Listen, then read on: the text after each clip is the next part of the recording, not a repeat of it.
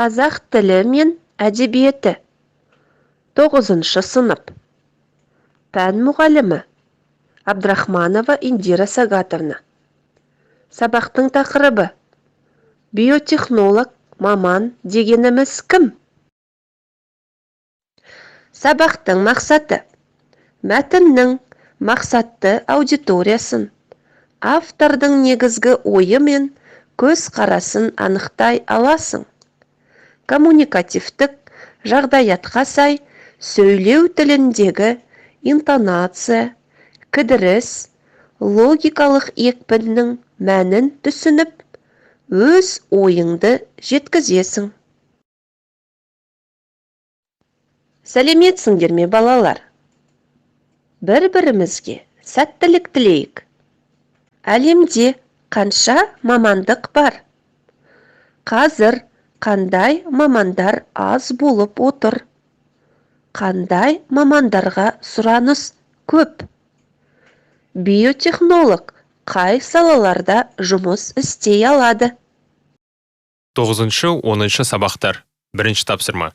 Статистикалық зерттеулерге сүйенсек, әлемде 40 мыңға жуық мамандық бар. Қоғамдағы өзгерістерге сәйкес мамандыққа деген сұраныс өзгеріп отырады. Соңғы жылдары информатика, ақпараттық технология саласының мамандары, мұнайшылар, IT мамандары, инженерлер, нанотехнологтар, маркетинг, электроника саласының мамандары аз болып отыр. Қазіргі кезде биотехнологтарға деген сұраныс артып отыр. Биотехнологтар бір-бірімен тығыз байланысты өндірістің, өнеркәсіптің салаларында жұмыс істей алады. Ауыл шаруашылығында, өсімдік, мал шаруашылығында биотехнологиялық әдістермен селекция дайындауға болады. Әр ағзаға гендік деңгейде тәжірибе жасау арқылы өсімдіктерді, асыл тұқымды малдарды сұрыптауға болады. Сөздік жұмысы. Менімен бірге қайтала. Повтори вместе со мной. Білікті. Кеңес алу. Шешім. Лайықты. Қоспа. Асыл тұқымды. Жиынтық. Араластыр. 3-ші тапсырма. 41-ші бет. Жұптық жұмыс. Берілген сурет бойынша бірнеше сұрақ дайындап, көршіңнен сұхбат ал. Ашық микрофон арқылы сұраққа жауап бер.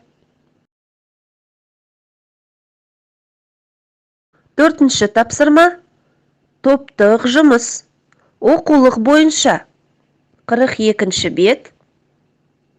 10-шы тапсырма. Жеке жұмыс. 43-ші бет. 5 саусақ. Тәсілі арқылы. Рахмет, балалар. Керемет. Бір ауыз сөз әдісі арқылы сабағымызды қорытындылайық. Көріскенше. Сау болыңдар.